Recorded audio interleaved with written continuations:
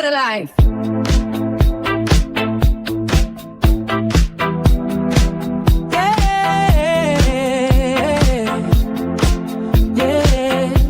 Let's make it real.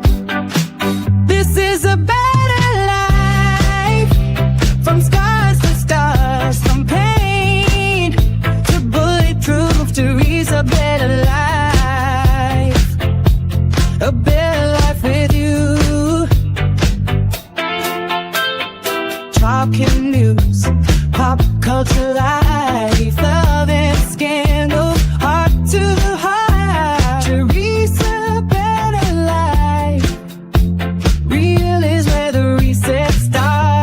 No playing small, we rise, we fall, we laugh, we do it all. A better life is one brave call. Teresa, better life.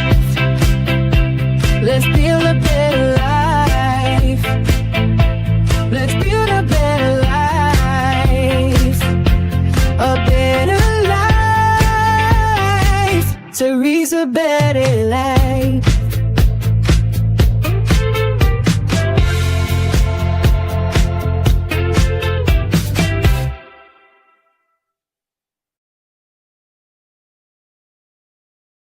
Good afternoon, everybody. Good afternoon. Welcome in. Welcome in to this wonderful, wonderful Tuesday. Another Tuesday full of news. Last night I saw Ghislaine Maxwell's her hearing. She pled the fifth on everything. That's no big surprise. I think a lot of us thought she was going to do that or believed she was going to do that. While you're here, please hit the thumbs up every once in a while throughout the live. If you would hit the heart next into near the chat, that would be great because it lets the algorithm know that we are here. Subscribe, like, all the good things, and thank you for being here today. It's good to see you in the chat. When I see you in the chat, say hello when you come in. Tell me where you're watching from. Some of you I already know. Candace looks like she's going to go in, going to start at 4:30. So I had a lot more stuff prepared for us to go over. And if we don't get to it today before Candace starts, we will pick up tomorrow because I know some of it we won't get to today. But we had a major update from Parnas. Hi, Retro. Good to see you. Missed you yesterday. Glad you're here. Hello.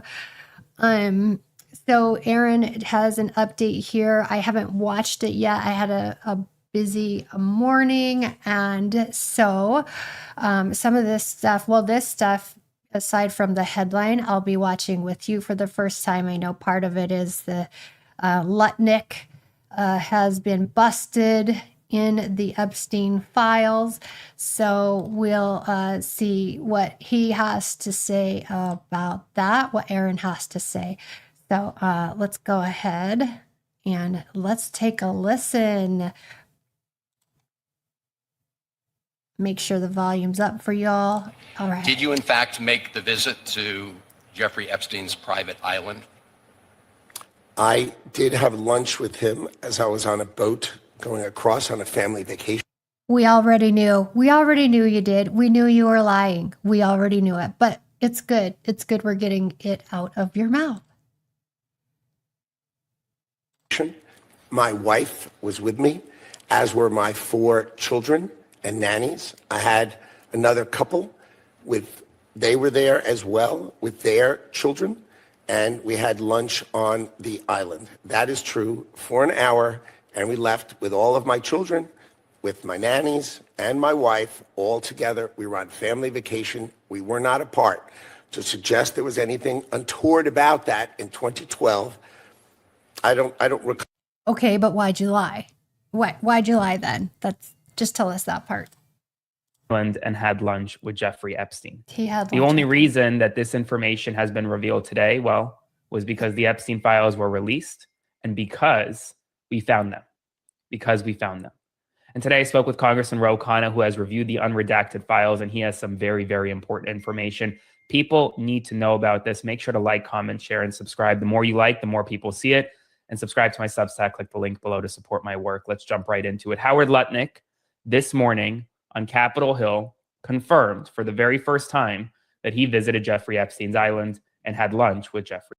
I like Aaron because he's really on top of these Epstein files. I've talked about him before. He posts so much. He's got to be, he's got a lot of energy. Epstein, take a listen. I think you understand the root of concern here. It's the way you described very emphatically your first encounter with him in his apartment, said you were disgusted, would never have any contact with him again. Did you, in fact, make the visit to Jeffrey Epstein's private island? Okay, so now I want to get to the part where I did have lunch with him as I was on a boat about going across on a family vacation. Trump, because My the headline wife was is with me. the headline is that Trump's in there more than 1 million times. So let's get to that. As were my 4 Oh children. my goodness! And It just resets. Okay. that is 7 years after Howard Lutnick claimed that he was so disgusted by Jeffrey Epstein, he never stepped foot in a room with him again. Yeah. They're lying to us. Members of Trump's cabinet, these people, these powerful people, are lying in these interviews. Yeah. Howard Lutnick wasn't under oath when he spoke to that New York Post reporter, but he lied. It wasn't until the files were released did we know that he lied. Just tell the truth, Howard Lutnick. Why lie? I asked Congressman Ro Khanna about this today. He's reviewed the unredacted files. Here's what he had to say. But before I get there, make sure to like, comment, share, and subscribe. My interview with Congressman Ro Khanna.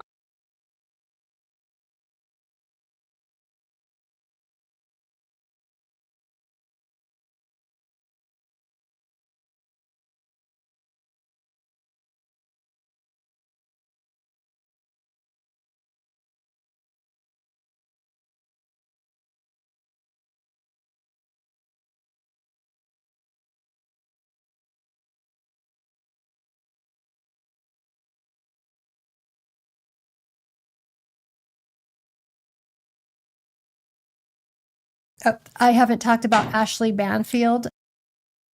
Sorry, I haven't talked about Ashley Banfield. I haven't looked into it, so I will. I've had other people on my target list to look into.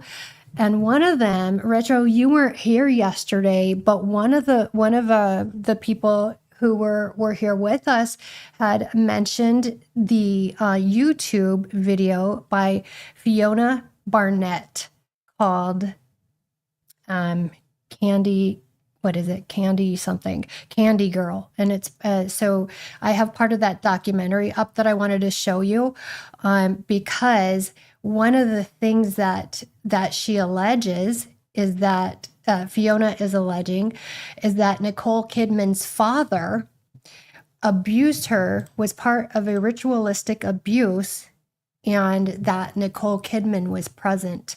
And so was the mother. I had never heard of this. Have you guys heard of this? Like, this was brand new news to me. Hi, Jats. Welcome in. This was new. Do you remember who made that recommendation about this YouTube documentary, Jats? Anyway, it was a good recommendation. I was up till about 2 a.m. last night going through some videos, and then this led me down a rabbit hole, as it always does. Welcome here, welcome in. Hit the thumbs up, hit the hearts near the chat. But Retro, I was just telling Retro that I would look into the Ashley Banfield because nobody's talking about it. I'll talk about it. I don't care. That's what we're here for, right? Anyways, I'm going to share part of this. If we're not able to get to all the stuff that I had lined out for us today, we will finish up and go through it tomorrow, because today's today's pre-show runs into what I had to present with you and talk to you about tomorrow. So Retro says, I believe it. Nicole plays in those weird witchy movies. And was she in Eyes Wide Shut? I can't remember. By the time I went to bed, I was so dead tired, I didn't even look at that part, but that's one of the things I want to look up. And she was married to, of course, Tom Cruise, who is in Scientology, who we know Scientology allegedly is tied to a bunch of crimes against children and trafficking and all that. So I'll get this on and play it for you here. Okay. Outside those boundaries. The Great Hall at Sydney University is where I witnessed the most heinous human sacrifice of all time, and the most difficult one to process and talk about in therapy. And that is the flaying of a boy who was about 5. Flaying of a boy. Little blonde boy. Anneke Kidman and 4 other men were dressed in multicoloured robes according to the pentagram sort of symbol that I suppose captured the inner Sydney diocese that Kidman led, his coven, and so there were multicoloured robes that I've drawn. I was quite young. I tried to stop the ritual as soon as I realised what was going on and what they were about to do to this child. Okay, I'll fast forward to the inside so you can see if she's in there talking. That's the way you face on an altar when you ritually sacrifice someone. The head's always up this end. And it's called the left-handed path, so they always use the left hand, and they start with the upper chest area. And down. She was dying. I actually was so distraught I collapsed up behind this side of the altar. And everybody... So she shares pictures that she has of Nicole Kidman as a young girl, claiming that she was there, she was mean. And Fiona says in this church, she had witnessed a ritual where, hold on, let me see what you said, Retro. Let's see. If you type her full name, it doesn't show up, but if you only type her last name, it all shows up. Oh, okay. Anyway, okay, so this ritual that happened in here happened with a pregnant woman. They took, unalived the pregnant woman, took the pregnant woman's baby, proceeded to unalive the baby, and then a row of children. And she said there was blood everywhere on the floor, and they had made her take a bite of flesh of one of the heads that they had decapitated of the children. So this was in Australia, as you know, where Kidman is from. And of course, I looked up last night if Nicole had ever commented on these allegations, and she didn't. And I looked up the father who had died, it looks like maybe of a heart attack or something like that, as far as I got with my research yesterday. So, yeah, okay. So, Retroplank, which name doesn't come up if you only do the first name? Anyway, so that was that one. So that's a 2-part series. So it's Fiona Barnett, Candy Girl, and then that led me to this other video of another woman who, and these are all people, you know, not from the US, but this is just to, got it, Ashley Banfield. Okay, but this just, I'm just using this an example because we already know it. We've been seeing these darker truths come to light, that there are large rings of the elite, the rich, the powerful, in business and finance and all of that, who run these rings. And as we suspected, it does go deeper than and farther reaching than just the US. And so that's why I wanted to share these with you. Okay, so this next one is, here she goes. Get this up for you. So this was in Brussels. So this woman had the same experience in Brussels. And here's just a little bit of what she says. That actually at the time consisted of the VIPs of the country. The boss of the network was the Minister of National Defense at the time. The people involved, I found out later more than anything, but were all quite powerful, had important posts. And it was a mix of politicians, of high-placed officials, in fact, government officials, clergy, as well as aristocrats. And that was the Belgian network. However, this Belgian network connected to what is an international network. Well, it's very dark what happens inside the network. It's a mafia that uses kids to blackmail people primarily. People get lured in, but of course it takes a specific kind of person who is going to go that way, who's not going to stop themselves before they end up in bed with a child. Everybody was in each other's pocket and nobody was free anymore.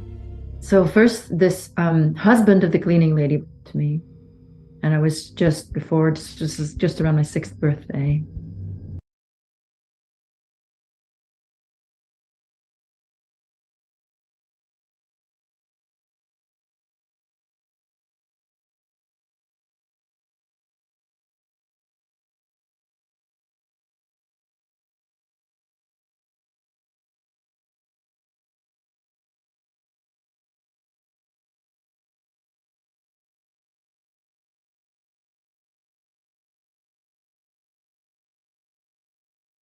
Oh shoot, I'm on mute again. Gosh darn. Okay, so she talks about how the elite. Thank you. They were telling me I was on mute. So she talks about how the elite and the powerful are doing this. She went through this, and she works with survivors now to help process through this ritualistic trafficking and abuse that they experience at the hands of the rich and the powerful and the elite. And I hate calling them rich. I hate calling them powerful. I hate calling them elite. But what else? These monsters, like how do we describe them? Because, and she was middle class. So it's like and the rich are doing it, which leads me to believe that these people, even when they're rich, say like Ivanka Trump, is that the daughter? Is it Ivanka or is that the wife? Anyway, that they are taught that it's normal, that this is their duty, and that they are privileged to be able to do this and to be put into these occult rings. It's am I muted? Or was that from a second ago? Can you hear me now? Gosh, guys, I don't know why this keeps clicking off. Can you hear me? Please let me know. That might have been just from a few minutes ago. Anyway, so sorry about that. Okay, you can hear me now. I had issues with my sound yesterday. I kept clicking to my AirPods, and the sound was really tinny. When I went to rewatch it, to analyze it, it was not sounding great. I was bummed out. So anyways, so she works with survivors, and hi, JK. And she has interviewed a gentleman who also was from Australia. And I will show this to you too. So he talks about his experience. He was in a hospital. He lived near a hospital where his father would take him, and the physicians would be involved in the abuse. And they were high up in society as well. So, yeah, let me see.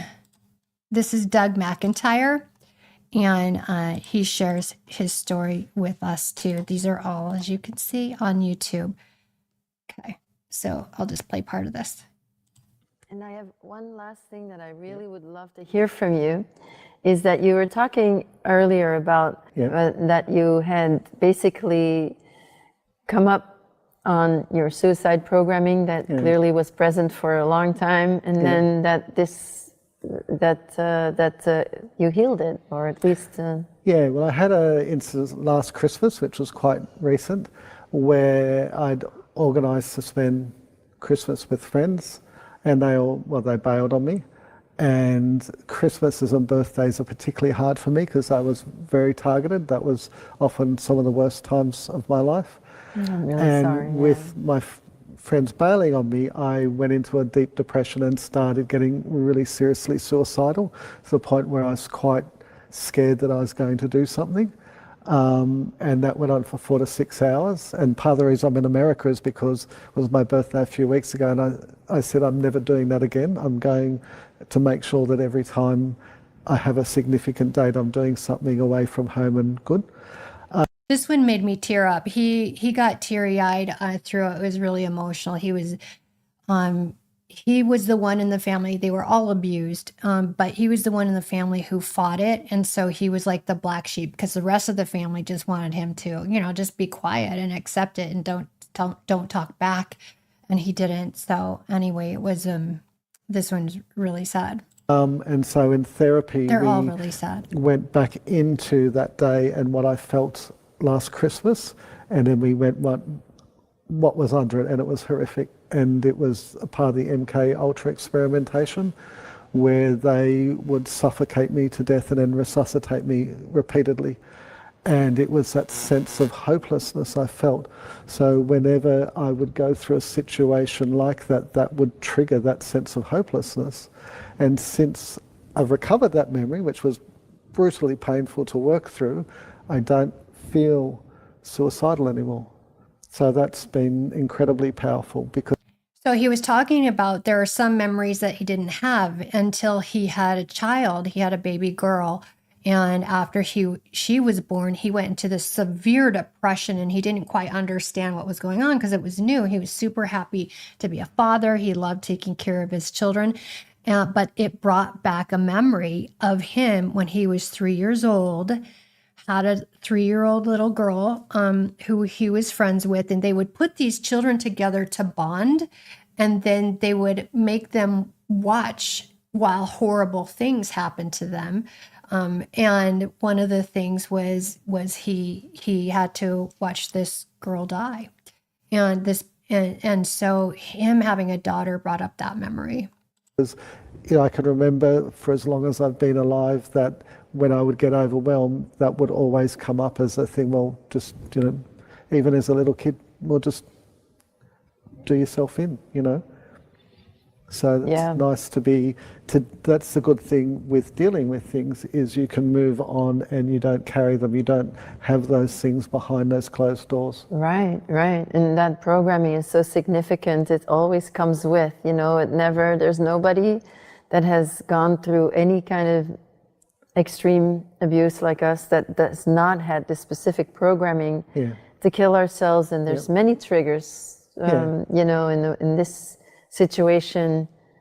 It was that you were being left on a high holiday, basically, which might have brought the high holidays back. But then you are, I don't know. It's always about not speaking out. Yeah. So you have to find ways to kill yourself if you're going to speak to somebody, or if you're going to remember even. Yeah, but normally birthdays and Christmases where other kids would get presents, I wouldn't. It was always. The message was that sense of worthlessness, and you might as well just go and kill yourself because you're not worth anything. And isolation, he talks about, and they all talk about this because they all witnessed a lot of the same things and had to participate in a lot of the same things. In fact, his father had given him a knife when he was that young. He held the knife and directed his hand to harm this girl. But yeah, they all talk about, and it's true, I've shared some with you guys of what I've been through, but the sense of isolation, first of all, the fear, because the fear is put into you of death or severe harm to yourself or to the people you love. And then you're isolated because you're in a world where you're keeping the secret, and you have to dissociate in order to survive and go operate in the world and go to school. And so there's just a real sense of isolation.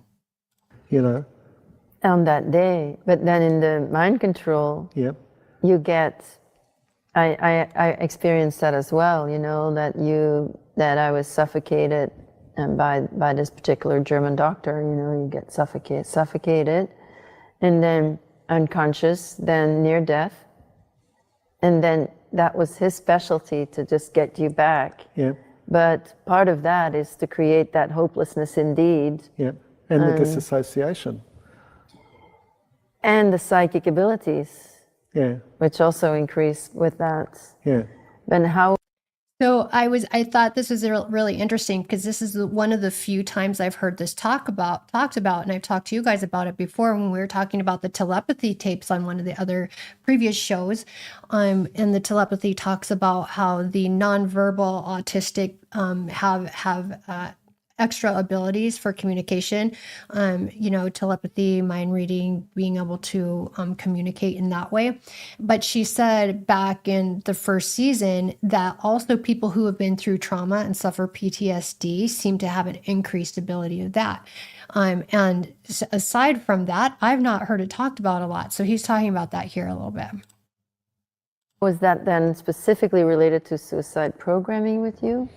Well, it was by taking you where they're basically killing you and then reviving you. It's that sense of fear as a child, you know, that inbuilt protective That every mechanisms. time you think you're not going to come back. Yeah, but it's... So you've had that fear of death so many times? Well, I've probably had at least 50 brushes with death in my life. I've died and come back multiple times. Now death isn't an issue for me.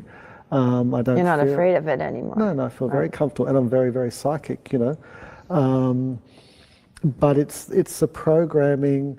You know, when I was younger, I would try and think and process about what I'd gone through, and it'd be like, you know, a part of me would come and switch channels. So I couldn't process things, because every time I tried to deal with my past, it'd be bing, bing, bing. And so it's like a knob is being turned on a different channel, on a different TV channel. And it's so frustrating. I'm like, I know I've got these issues, I've got to deal with them. And all of a sudden I'm thinking about something else. It's like, you know, and... Anyway, that's a good one too. And the name of it is, and I'm not sure how to say her name, but it's Anneke, and Anneke Lucas, Lucas, with Doug McIntyre. I think I have it in the description. I think I put their name. So if you look in the description, you can see it there, and then go look. If I didn't put links, I know that, but I can go back and look too and make sure that I have it in there. But anyway, it was really good. And so then it led me to this season of the telepathy tapes, and I found some two videos, 2 episodes of that I wanted to share with you. We can't do it today, so we'll pick up tomorrow where that left off, because it leads me to some theories about what's going on with these rings and that are operating in our government, politics, businesses, and all of that stuff, and what could be happening. It made me think of Erika Kirk and that whole gang. So I was really thinking yesterday after Candace's show, because she's, you know, we're talking about, you know, about Erika and how they all met at the Hamptons, and that they were all part of this meeting, but all of these people denied what happened in that meeting. All of these people came into Charlie's life around the same time. They all wanted Charlie to go a certain direction that Charlie eventually didn't want to go down. I think he was more than willing to do it for a bit until he was done, and he realized he didn't want to go that direction. And then, you know, by that time it was too late and he was too far in. I believe that's what I think happened. But it really made me wonder if all of these younger people, or this group of people that were around Charlie are in this kind of a ring. Okay, we've all been wondering that, but it made me think even deeper about Erika, because I was really, okay, so the reason why we're all doing this, we don't want to see Erika crash and burn because we're mean. We're not delighted with finding out the lies and stuff just because we're evil and we want gossip. We're wanting the truth. We want people to pay for what they did. We want to know the truth about who was involved, and we want lies uncovered.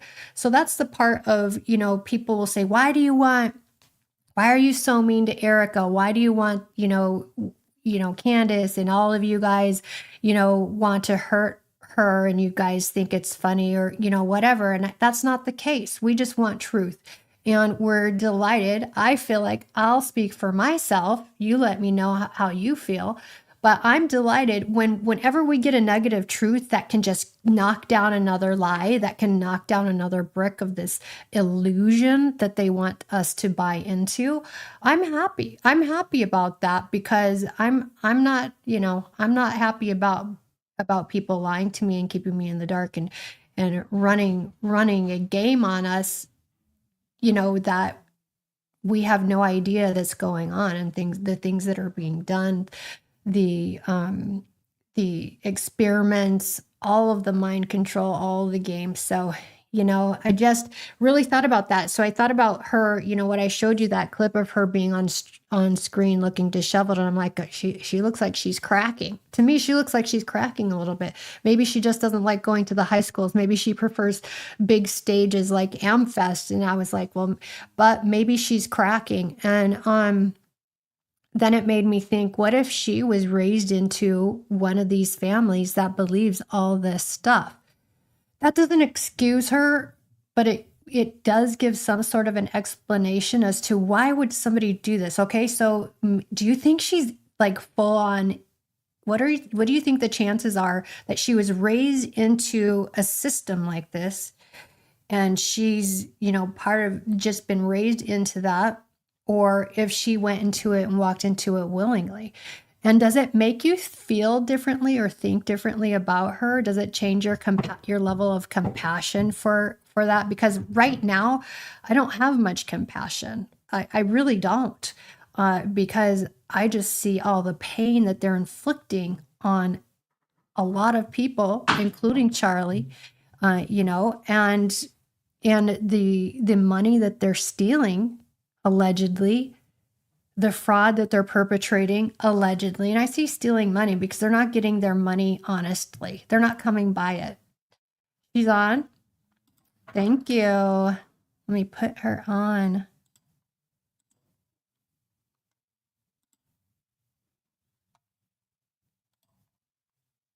Is that the screen you guys show? Let's refresh mine.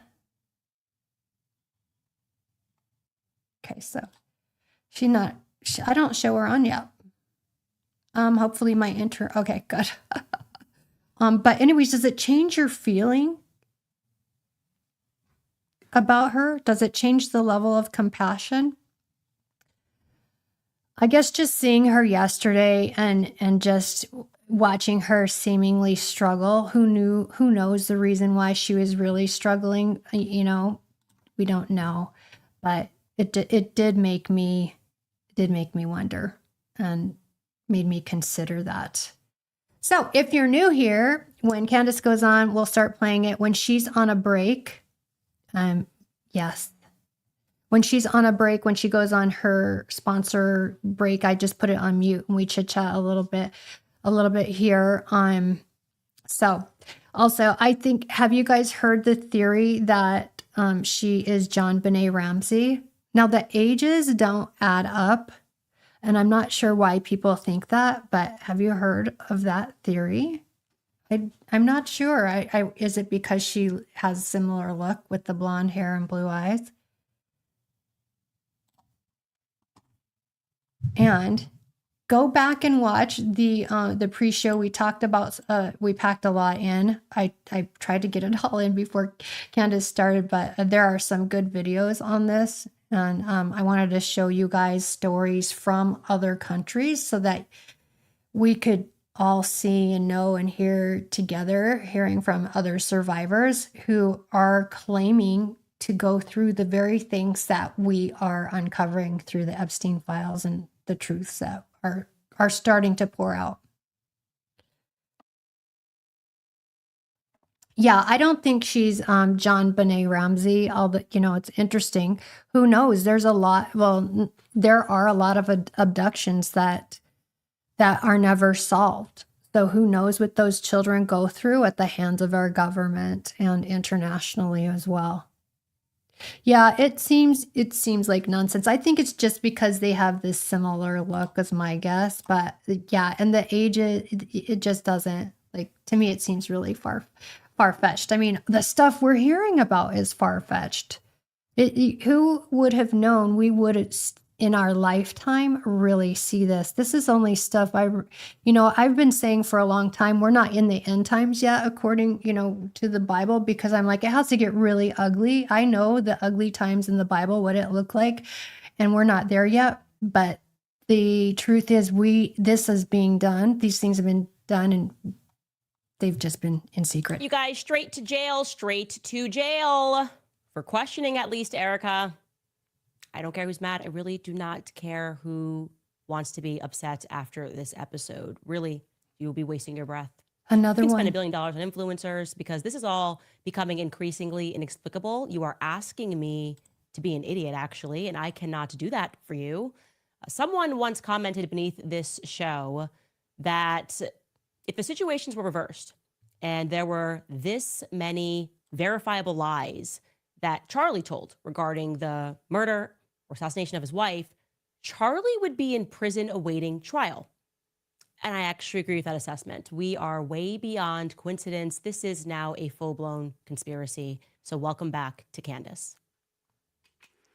Let's go. I always love it when Jats puts in the chat. Let's go.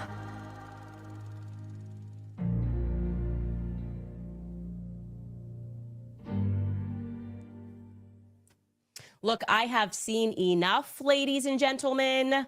I've seen enough. Erika Kirk should be dragged into a police precinct for questioning. Like I said, you can show me the person who disagrees with me on that after I will reveal to you what we can now confirm. You can show me that individual and I will show you a full-blown fraud. That's the only people that would disagree with that assessment. I said to my team this morning that the amount of evidence that is now piling up, I would say against Erika Kirk, is almost akin to an NBC Dateline episode, except it's actually more simplified than that. Like Dateline, that show is way too complicated. We're effectively now playing a toddler's game of Blue's Clues. Now, for my international friends who don't know what Blue's Clues is, it's a child's program here in America where toddlers follow along a massive blue dog as he puts his paw prints on certain clues around a house, 3 clues. Then they try to put together a picture in the end. What is Blue trying to say? Let's take out our handy dandy notebook and see what Blue is trying to say.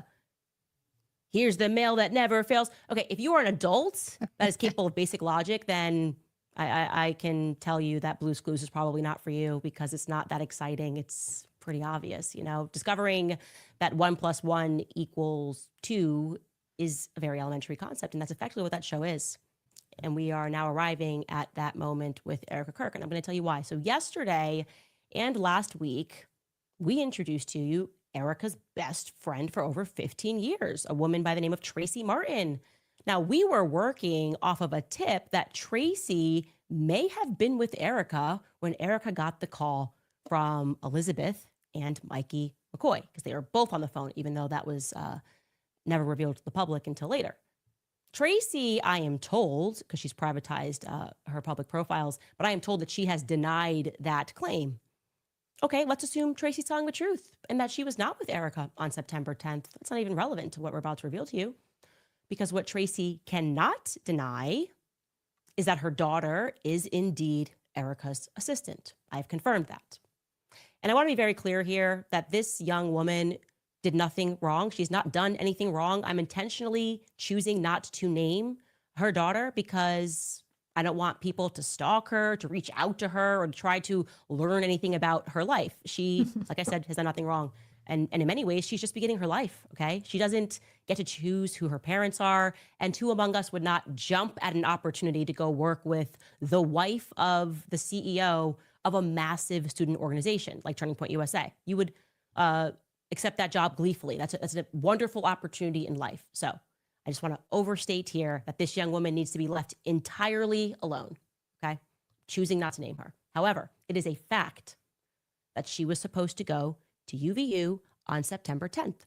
I remind you, this is Erika's assistant. And it sort of tracks, given Erika's public admission, that she too was considering going. But remember, Charlie told her, home needs you. Home needs you. So she was instead going to go meet him at the next event, which was in Colorado, slated for later that week.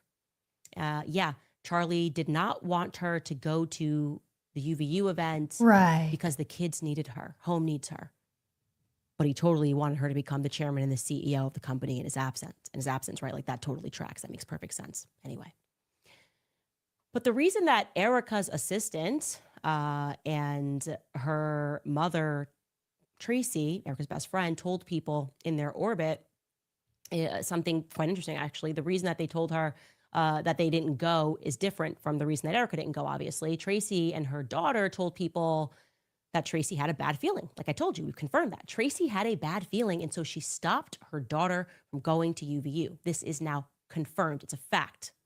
So let me carefully unpack to you why that is bananas. The day before, as we know, Charlie messages a group of people and says that he is abandoning the pro-Israel cause, and he means it, okay? He's also texting people who work at Turning Point USA, and he's saying he wants Candace back at AmFest that year after the Zionist peer pressure to keep me off of the roster. He wasn't allowed to have me.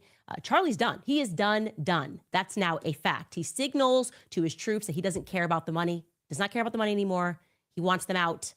He then has what looks like an emergency Zoom call with Rabbi Wolicki. Now, I want you to bear in mind, this is 4 a.m. in Israel. Rabbi Wolicki lives in Israel. It's 4 a.m., and he's going to jump on this call with Charlie. And he was just on this chat. He was on the chat 2 hours earlier before this call when Charlie said that he would no longer be bullied by Jewish donors who play into all of the stereotypes. That chat, that notorious chat, which also featured Josh Hammer, okay? Josh and the rabbi, 2 hours later, are going to jump on this call. And later on, after Charlie was assassinated, Josh and Erika, in a different time, to my face, they're going to say that chat was really not a big deal. That chat wasn't a big deal. Charlie was just blowing off a little bit of steam. He didn't mean it. He never once blinked on his support for Israel. Now, according to Josh, that 2 hour later call, that was just because Josh Hammer's brilliant. He's a mentor. He was a mentor somehow to Charlie when it came to debating, and he really just needed some good talking points. He was angry at Israel, but he was just blowing off some steam, and then he was back and wanted to focus on these talking points. And so apparently he needed Josh Hammer, and he also needed this rabbi all the way in Israel who agreed to wake up at 4 a.m. his time to help Charlie with talking points to college students. It's not exactly doing some main stage event up against some big political player. He needs help debating college students. So never mind the fact, let's just park aside the fact that Charlie was known as a boy wonder for doing just that. That's how he made his name, debating college kids. This time, for whatever reason, he needed some pointers, and these were the two that were best suited for the job. Okay.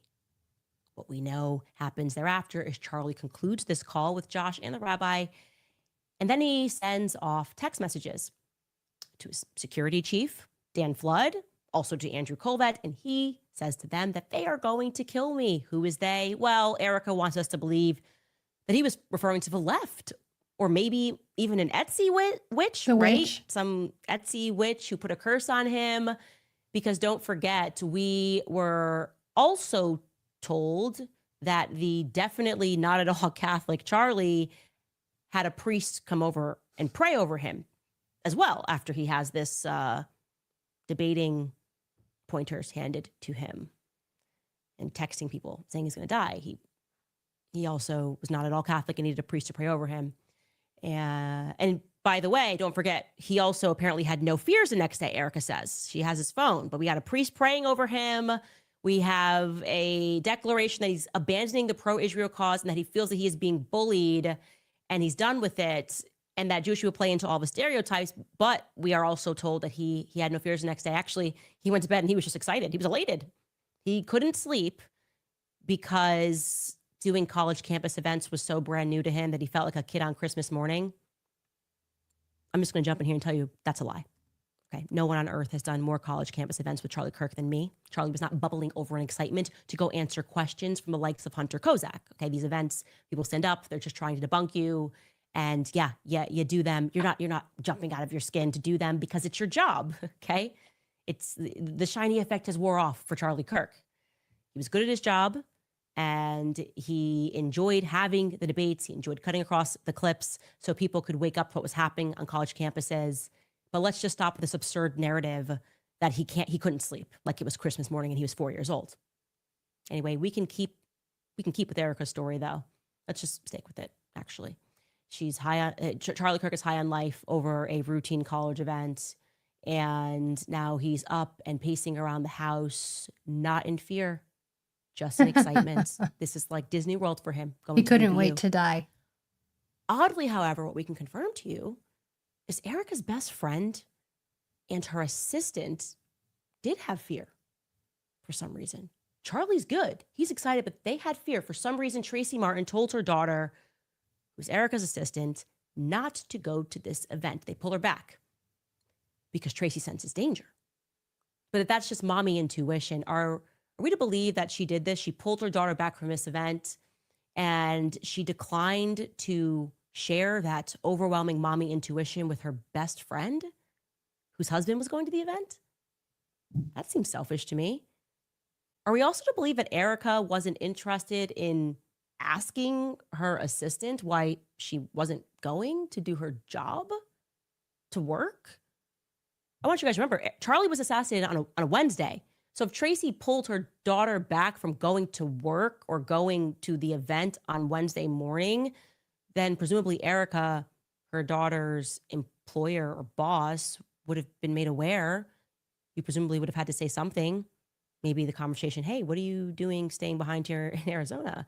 Didn't I tell you to go help Charlie at UVU? There's not to be some sort of a conversation? And if you're wondering why at all Erika's assistant would be traveling with Charlie, it's because she also doubled as an assistant on Charlie's show. And the whole gang was there. Remember, Charlie's show. Blake Neff's there. They're bringing amazing Mikey McCoy is there. Wow, kind of weird that she wouldn't tell her work colleagues, hey, maybe don't go. My mom's got a bad feeling. No? Or were Blake and Mikey wondering why she wasn't coming to work at UVU? How did this go? I want to know. I have all of these questions, but you see, I'm not a police officer. I don't work for the feds. And so I don't have a right to ask them outside of this podcast. Did she call out sick? Maybe that's what maybe she just called out sick. That's not what she told people in her immediate circle, but I'm just throwing things at the wall here because everything we're being told makes no sense. So did she called out altogether?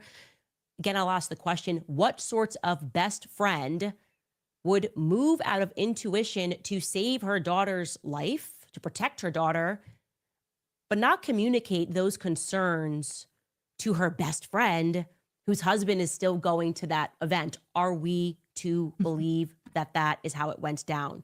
And if the answer is yes, are we to assume that they believe we're idiots?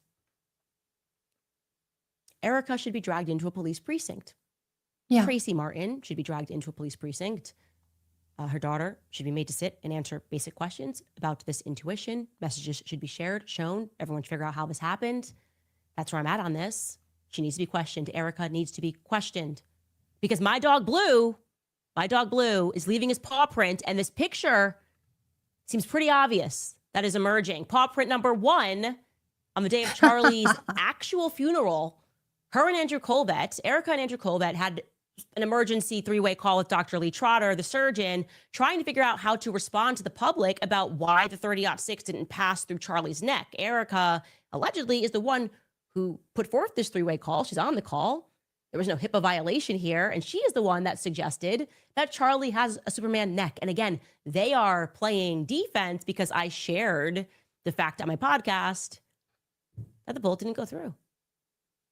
Not only did not go through, there was no blood at all.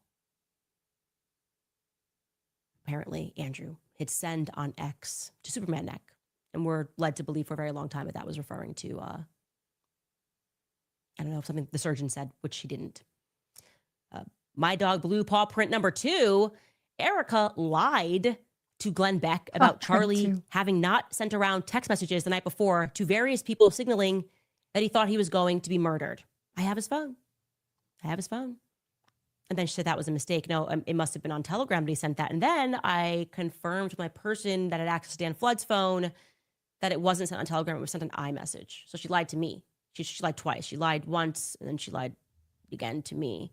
And I don't like when people lie to my face. Paw print number 3. Erika was at the meeting in the Hamptons when Bibi Netanyahu called and offered to take Turning Point to the next level, but she cannot remember that particular detail. Boys and girls, what is the picture that is emerging?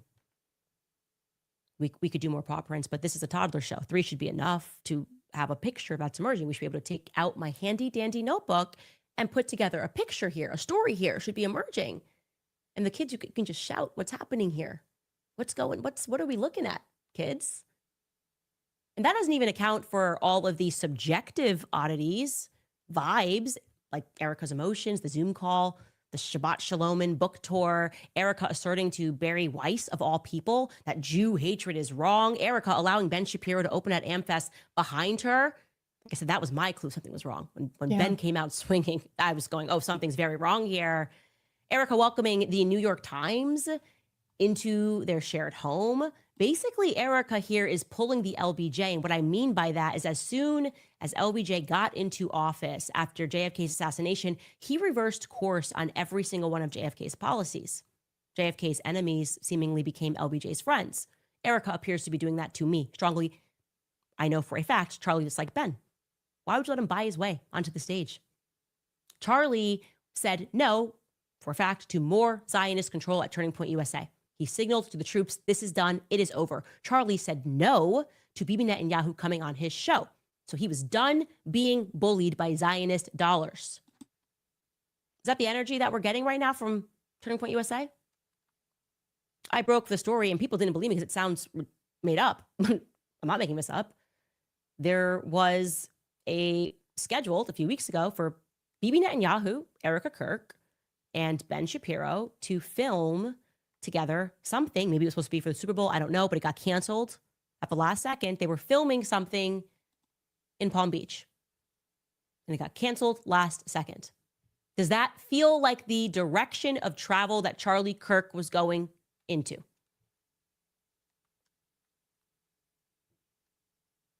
We can't even get his widow to at least come out and tell the truth about Charlie shifting positions.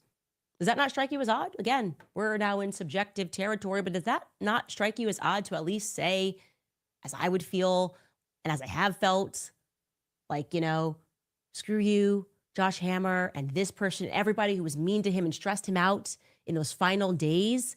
We're not even getting that energy.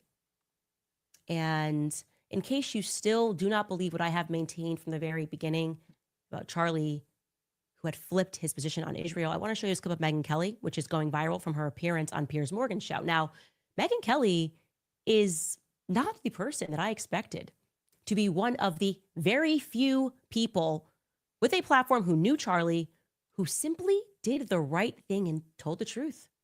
Okay? She has taken a ton of flack for that.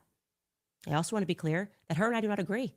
She supports Turning Point USA. She supports the direction Turning Point USA is going into ostensibly.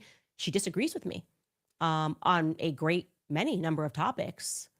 But at this juncture, I would probably crawl over broken glass to defend her, even if I didn't agree with her positions, because she showed that she has a soul. And apparently that's rare in politics. She showed and demonstrated that she had a soul when a good man was murdered in broad daylight in front of the entire world. And she had the courage to simply tell the truth. She said, yes, Charlie changed his mind of a topic of Israel. She believes that Tyler Robinson was the person, as she has said on her show. Again, we don't agree, but she thinks that it was Tyler Robinson who did this. And she agrees with the narrative that we're not getting a lot of details because it's just making its way through its court system. But that hasn't made her lie about what Charlie was going through at the end. Why is it Megyn Kelly? Charlie Kirk didn't make Megyn Kelly. Charlie Kirk did not employ Megyn Kelly. She wasn't making tons of money at Turning Point USA. Charlie Kirk didn't sweat and lose sleep trying to build up Megyn Kelly. But all of his lieutenants around him, they're silent. They're letting the lies fly. This is Megyn Kelly on Piers Morgan, and she makes an incredible point that they're all coming after her. I don't know why she's always responsible for what I say, even though we don't agree. I don't even go on her show. They don't go after people like Piers Morgan, who actually does platform me. Take a listen to what she had to say. And just on Candace Owens, you've been very supportive of her, not critical, even though she, I would argue, and I have to her face when I've had her on the show, well, I get on well with Candace, but some of the stuff she's been doing in relation to Erika Kirk, Brigitte Macron, and others, I do think is really regrettable, kind of conspiracy theory nonsense just for clicks and money. Why would you hesitate before criticizing her over stuff like that? I've criticized Candace many times over the years. We've had many public fights over the years. But isn't it interesting that you will, quote, platform Candace? She hasn't been on my show in several years, but I get all the hard time. Why am I getting that? You're the one, quote, platforming Candace Owens. She and I don't have that kind of relationship. Candace took a bunch of crap because she was very anti-Israel in the Gaza war. And it became a thing where you had to say she was terrible in her positioning. And then after Charlie died, she started questioning whether Israel had any role in it. And that's when they really tried to amp up the pressure on me to condemn her. And I refused because Charlie was starting to have serious questions about Israel, not just its role in the Gaza war, but its influence on American politicians, something he and I spent hours and hours discussing. So I had no problem with Candace Owens asking those questions. And I refused to condemn her because I was under pressure from these people who wanted me to. And then that morphed into then everything Candace said thereafter, with which I may or may not have had serious problems, that I had to, where's the condemnation? And it was all really about the Israel thing. And I'd rather die than bend the knee to these people. I'd rather die than bend the knee. It won't happen. I didn't raise my fist and say BLM, and I'm not going to condemn the people they want me to condemn just so that I can get a little pat on their head, on my head from them. It's not important to me. What's important to me is I live free. And that, frankly, is what it means to be an American. Yes.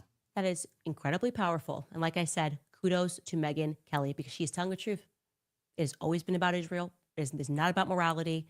And by the way, even if she did come out outright and condemn me, that would buy her maybe until next week. If she didn't say the next thing they wanted her to say, they would destroy her. We have seen this pattern over and over again. I'm one of the people that suffered from this pattern. I don't like what's happening in Gaza.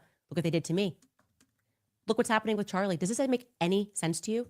Charlie was, for a fact, having plenty of doubts about Israel. Anybody in his inner circle can tell you that. And yet people in his inner circle are not telling you that. Instead, they are spending money and going after influencers from the very beginning to influence people to believe that Candace was lying about this fact. And now we have a predicament when even the person closest to Charlie, his wife, is being caught telling lies. These are lies. It is inexplicable why her assistant was pulled back on September 10th. Maybe it is actually, maybe it is something that can be explained, then they should explain it. This is way too coincidental. I want to be very clear on my perspective on this. I believe this is a conspiracy. I don't believe that this just keeps happening and no one can give answers, and that Charlie really was just so excited the night before that he slept in his daughter's bed and we don't know what happened here. Sweep it all under the rug. Nobody talk about what happened at the Hamptons. He just needed advice from Josh Hammer. They're asking us to be really stupid right now. And I'm asking you to join me in refusing that order. Anyway, we are going to pause here and take a brief break before I respond to a TikToker who has called me over in an internet game of Red Rover. And I have something to say about what she has shared. Be right back. Ooh. All right, you guys, inflation has been skyrocketing and it does not seem like it is going to slow down. We're all here because we're not playing that game. We refuse. We're not going to be put in that box. And there's more of us watching this than watched the halftime show of TPUSA. I'm convinced of it. TikToker. Ooh, yeah. So, watching last night's documentaries, it made me wonder about Australia banning Candace, if it had more to do with that she was uncovering the Macrones, and if her digging into that and those rings and that business had Australia not wanting Candace to go there and have, their people have more access to her, that she's there, because after what we found out in those documentaries, Australia's got some problems of their own with all those pedo rings. So anyways, that was a thought that occurred to me. I looked up Ashley Banfield, and there was only, with both of her names, first and last, there was only 3 records, but I just put in Ashley and there's 27. I'll put in Banfield later tonight and see what I come up with. I'll go through them and see. Anyway, that'll be interesting. And she was, Megyn, I don't trust Megyn Kelly. I really don't. Megyn Kelly's buddies with Ashley. From what it looks like they're kind of friends, at least work friends. Yeah. I put in Ashley, and then I'll look up Banfield too.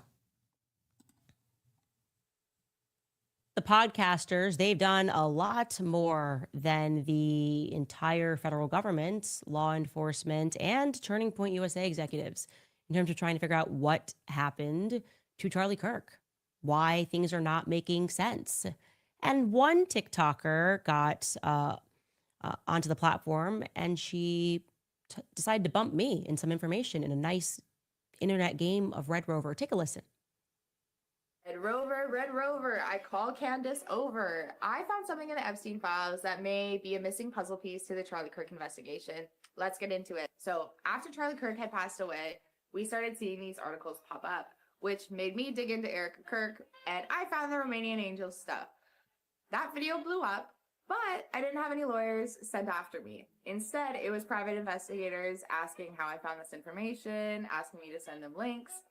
I knew at that point that I was on the right track, was suspecting that Erika Kirk could be involved in something bigger than what we're being told. So I've kept digging, because in every homicide investigation, a potential suspect is the spouse, especially when they have so much to gain, right? Now, this article that was posted shortly after Charlie Kirk's assassination by USA Today states that Erika Kirk worked as a real estate agent in New York City for the Corcoran Group. So if we're to believe the story that she works as a real estate agent for the Corcoran Group, then her boss would be Pamela Liebman, because Pamela has been the president and CEO of the Corcoran Group since 2000. At least that's what the public has been told. Now, in this Epstein document that's doing an official name search and alias for Lynn Forrester, aka Lindy Rothschild, it states that under her work affiliations that she is the Corcoran Group Inc. president. And it even shows her email, which is redacted. Now, this is a bit of a tinfoil hat conspiracy theory, but if Erika was involved in anything sketchy and she needed to receive payment, having her work for the Corcoran Group as a real estate agent would be a very easy way to launder money, right? So let me just tell you how God works. I don't actually peruse TikTok that often. And I got this video, I think somebody sent it to me. And I had just arrived at an interesting fact about Erika, because, we've been working in the background on this timeline of her life, and it was about her real estate career. An interesting little tidbit that I can add here on her journey. It just so happens to be, like I said, this came across as I was noticing this inexplicable data point. The story that we are told, and the story that Charlie was told, the story that I was told, is that Erika and Charlie Kirk fell in love when he was interviewing her for a job with Turning Point USA. Many people have confirmed this many times over. I'll give you some examples. Here is Tyler Boyer discussing this at Charlie Kirk's memorial. I got a call.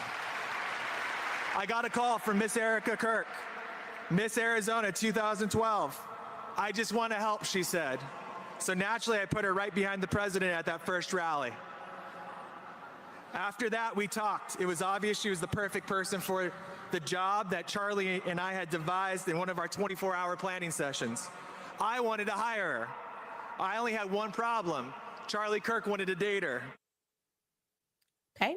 He tells that story. And by the way, he's telling the truth. I was around for that. I just had to scroll in through my own text messages. Here is Erika similarly telling the story herself. Take a listen. He got finished with his burger and he just sat there and he looked at me and he's like, you know what? I'm not going to hire you. And I was like, that's fine. I don't need this job. I'm doing plenty of other things here in Manhattan. He's like, I'm going to date you. Okay. So this is a job interview. And I'm going to show you one more example of this. She tells Megyn Kelly this on stage, and this is even after his assassination. So take a listen. When I met Charlie, the only reason I sat down with him because I thought it was a consulting position for work. I did not date in Manhattan. I saw the pits of hell of the dating pool through my roommates. So I can tell you, going back in my text messages with Charlie, that this date thing happened September of 2018. We discussed it. Like I said, I was basically like his wingman and very much enjoyed that. I was very pro Erika and him getting together. I can say that as well. So Charlie interviewed her in New York. That is true because she was looking for a gig with Turning Point USA. And I find that now to be very strange, weird, that she would be looking for a job in She politics said she didn't need at a the job. exact same time that she apparently received her New York real estate license. Yeah. So October 2018 is when they began dating in earnest. That is the very month that Erika receives her New York real estate license. She begins dating Charlie Kirk. I'm going to show you that. Here is her license, and I'm going to show you how you figure this out. This is a snapshot. You can see it says this real estate license is valid until October 24th, 2020. In New York, your real estate license lasts for 2 years. Think of it like a driver's license. You have to get that license renewed, and it's every 2 years. So if it expired in October 24th, 2020, that means that she received her real estate license, we can assume, on October 24th, 2018. Right when she started dating Charlie Kirk. I just thought that that was super interesting. That didn't exactly make sense to me as I was doing this timeline because I remember when Charlie met Erika. I remember Tyler setting this up. I remember the conversations, and I still have the conversations, thankfully, because I delete nothing when all this went down. The career that I was told that Erika had was that she was doing fashion. Erika was in New York City. I met her at a steakhouse shortly thereafter. Charlie wanted to know what I thought about her. And what I was made to understand was that Erika was working in fashion on this clothing brand, Proclaim Streetwear. She wore a lot of jewelry on her arm, and she was into like Christian branded fashion. So I'm just trying to understand why you would be trying to do both a fashion company, and then if you look up the LLCs, certainly at the beginning of 2019, she files for a trademark for that fashion brand. So she is both running a fashion brand, getting her master's at Liberty University, getting her real estate license, and beginning a career with Corcoran Real Estate, which is a massive real estate firm in New York. And when we dig up the relic of what she was doing at Corcoran Real Estate, all we can find on Wayback Machine is that she had one listing. So how did this career get started? How were we not told that? How was I not told when I spoke to her that she was a real estate agent? I don't know. That all seems quite strange to me. The real estate thing seems a little bit strange to me. So I want to add that to the pile for you TikTokers that are looking into things to let you know that you are on the right track and you've noticed something that struck me as odd at the exact same moment that you came across it. I said, this is actually weird. This is not the Erika that I met. I didn't know anything about this. How many careers can you have at the exact same time? Also, by the way, doing a reality show, dating, even though you never dated in New York City, or at least what you told Barry Weiss. Anyway, I wanted to add that little tidbit before we answer some of your questions. We will be right back after a brief break from sponsors. All right, you guys. Yeah, so it is the Barbara Corcoran owns the real estate group that she's talking about. Be interesting. I wonder if Corcoran's in the files. Oh, and so Ashley Banfield, I did put in the first and last name only. It comes up with 27 results. So for both names. So yeah, I'll look at those. Have you read them, Retro, or are you just what have you heard? And yeah, I agree. She knows some powerful people. Retro says because she has the most powerful people in the world behind her, she will likely never be held accountable. Oh, you have read them. Okay, interesting. I will read them, and if it's appropriate, I will make a video and ask Megan about it as well in the video. I'll do, because I know that Megan's had her on a couple times now regarding the Savannah Guthrie's missing mother. So, and I've seen them together before, so at the very least, they're professional friends. So I just really have some questions about Megan. I have pause with regard to Megan. I feel good that she hasn't bashed on Candace, but still something about her. I don't know what it is, guys, but I'll just continue to watch and pay attention. Anyways, it'll be interesting to see what Barbara Corcoran has, if she has anything in the Epstein files. That'll be actually the Shark Tank people were Kevin O'Leary, namely. I wanted to look up in the Epstein files because Kevin O'Leary was a part of the whole commercial for the Trump accounts, and Kevin O'Leary is just about Kevin O'Leary. Very Trump-esque. He's just out for the big bucks. Who went to school with Erika. It's amazing. It's her entire, she's got so many universities she went to. Is everything online beyond first semester of freshman year?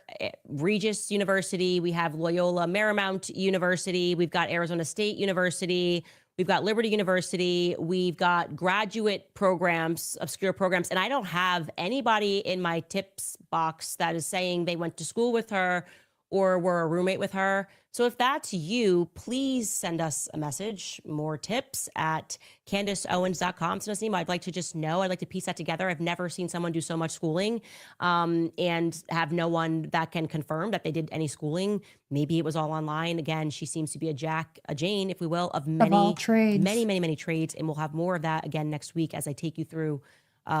She's traveling. She's living in China, but she's in school the whole time. So maybe it really was all just online. I would like to know more. Also, in case you missed this update, quite strangely, one of the people who was fired, the one who spoke out, Aubrey Leitch, at Turning Point USA, the one who was questioned over the Uber ride by Marina Mines, the CMO over at Turning Point USA, her husband or her fiance, who also got fired from Turning Point USA just because I guess he's going to marry her or something, was going home and recognized that there was a person outside of their home. The video is online. You can find it. That was taking photos of their car, their license plate on their car, as well as their home. And obviously he confronted him. He records the person. So in case you're thinking, which I would have thought, maybe they're just trying to serve documents. No, the whole confrontation is online. He questions him about why he's here. He says, "Oh, my name is Mike, and I am taking photos because this legal firm asks me to take photos." He won't give much more information. He says he can't speak about it. This looks to me like a private investigator. Like Turning Point USA has sent private investigators to gather information on their employees. We aren't sure. I certainly tweeted at Andrew Kovett for a statement on this. That is not what happens when they serve documents. I'm a bit of an expert on that. They just give you the documents. There was no documents in his hand. He delivered nothing to him.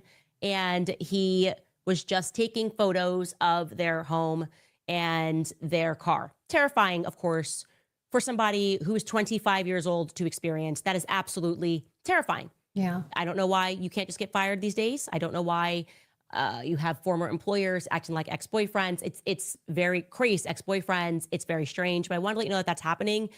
Turning Point USA former employees are going to move because they don't know what Turning Point USA is doing. They are going to move to take down their GoFundMe on Thursday of this week. So I wanted to once again promote it. If you would like to support the Turning Point USA employees who have been fired, you can go to GoFundMe, the Purge Fallout Fund, and hopefully we can help them as they get their lives restarted because they worked 20-hour days. And of course, they did not see any of the billions that are allegedly coming in from Pierre. They didn't get to stick around. They got to be emotionally manipulated to believe that Charlie was in the office working. Just working. If you want to see Charlie, his spirit lives in the office. How about LOL? They mocked me for saying I had a dream about Charlie, but did anybody make fun of Erika for saying that Charlie's spirit was in the office or would be with them in the office when they were working and they could speak to Charlie? No, because that wasn't a part of the PR campaign to attack Candace Owens no matter what she says at all times. Yeah, even when it's totally sensible. I had a dream. Charlie told me he was betrayed. And I'm feeling like that's a fact check true. You agree with me? I feel like that's... I feel like it is. It is, Candace. On that one. Agree. If you guys would like to support our show, we have new merch on the website. Also remind you guys that our show is available in Spanish, Portuguese, and French. And we have all the links available in the description. So you can find that. Reading the top comment from last episode, it is from Charms. This person writes, at this point, I think Andrew Colbert is secretly cheering on Candace because he keeps giving her content.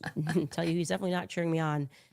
They absolutely hate me. I am the person to them, at the end of every Scooby-Doo mystery, we're like, and we almost got away with it. If it wasn't for you meddling kids, I'm the meddling kid.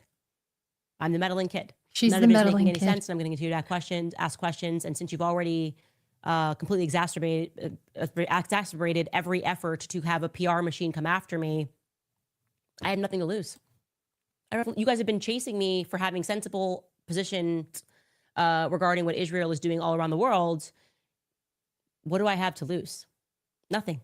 In fact, I have everything to gain, in my view. I have everything to gain by telling the truth.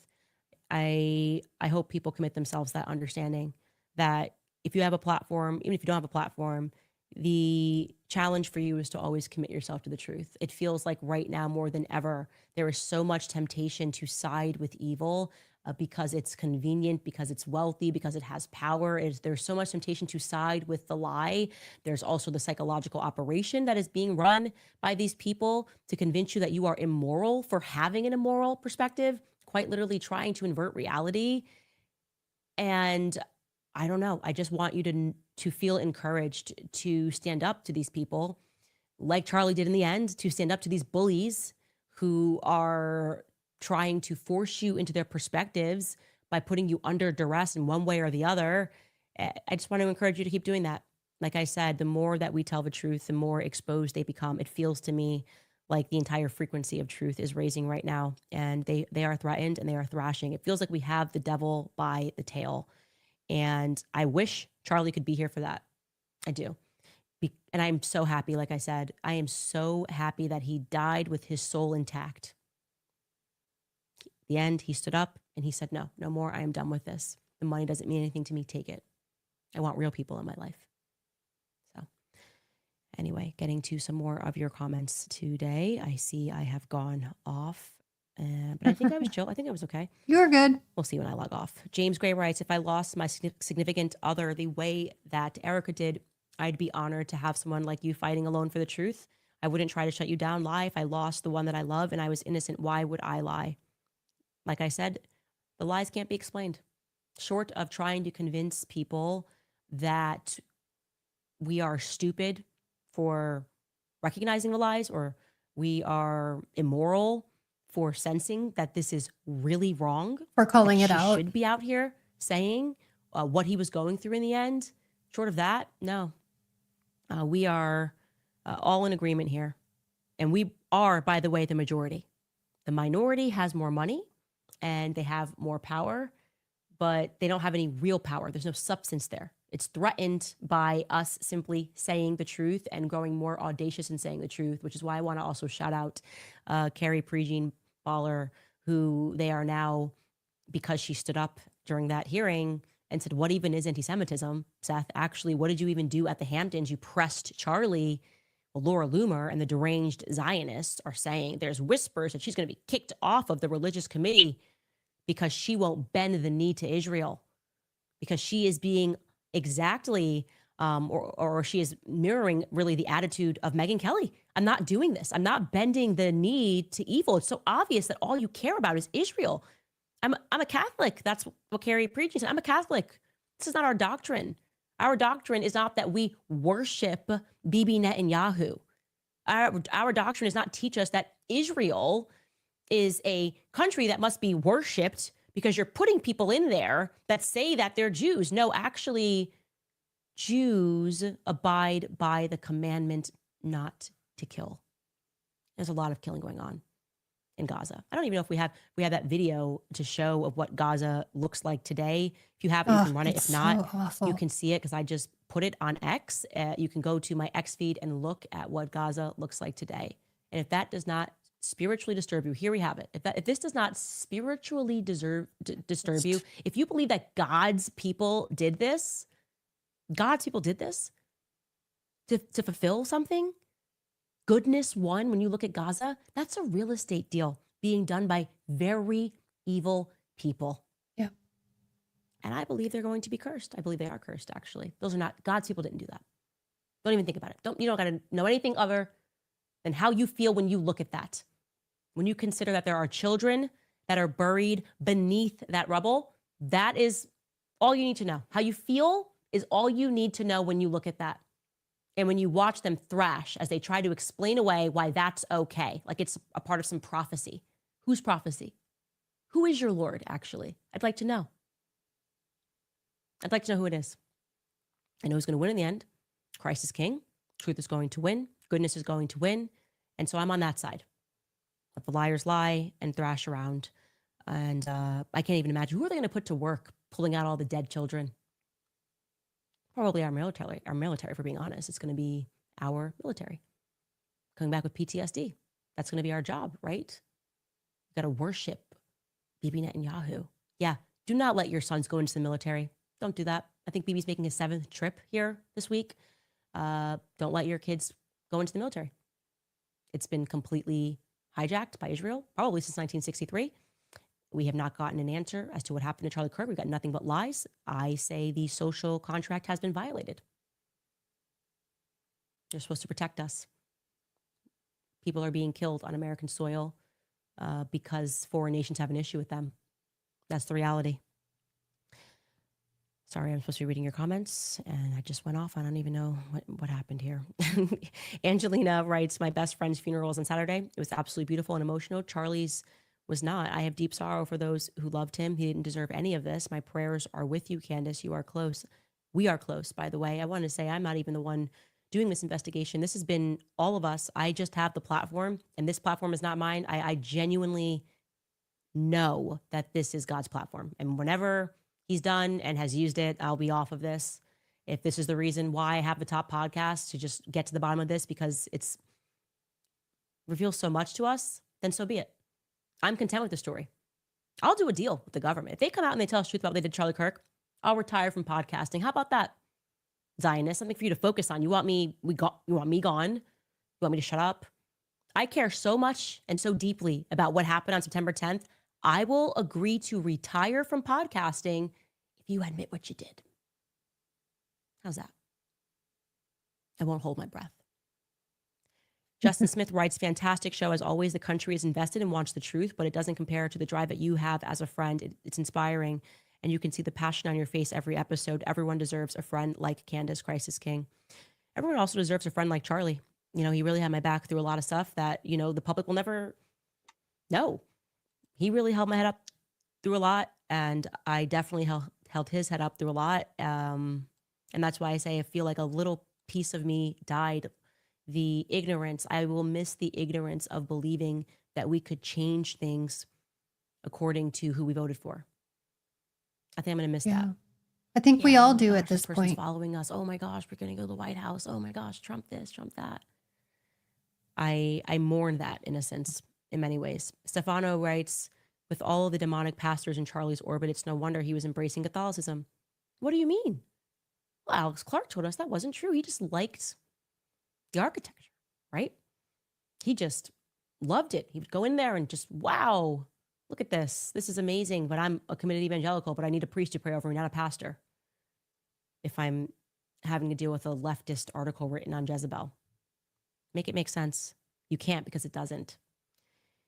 QMac writes, hell, even ChatGPT said that a 30-06 bullet would fly through multiple people. Oh, but ChatGPT doesn't appreciate the miracle.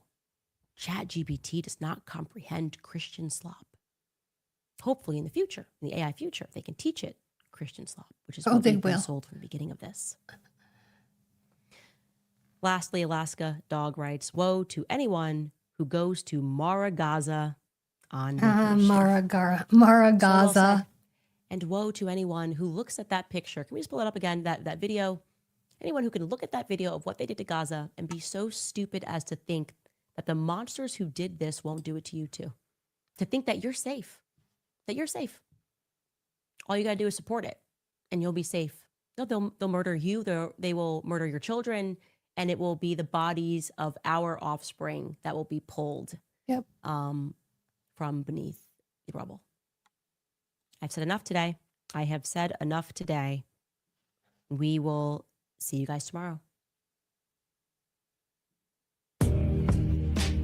Bye, Candace.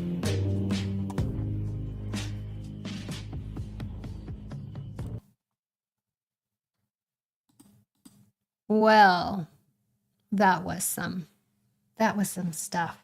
Mara Gaza. That's a good one. Oh, it's Mara instead of Mar-a-Lago, like his place over there. Where's that, Florida? It's Mara Gaza. Okay. Well, it looks like I have some reading to do on the Epstein files, and tomorrow we'll pick up where we started today with the Fiona Barnett and the other videos that I showed you, and whatever else comes up between now and tomorrow afternoon, which is bound to be a lot. Anyway, thank you guys for being here. Please like and subscribe and share, and go back and watch the pre-show if you missed it. And I'll see you all tomorrow. See you soon. Bye. This is a better life. From scars to stars, from pain to bulletproof. Teresa, better life. A better life with you. Talking news, pop culture life, love and scandal, heart to heart. Teresa, better life. Real is where the reset starts. No playing small. We rise, we fall. We laugh, we do it all. A better life is one brave call. Teresa, better life. Let's build a better life. Let's build a better life. A better life. Teresa, better life.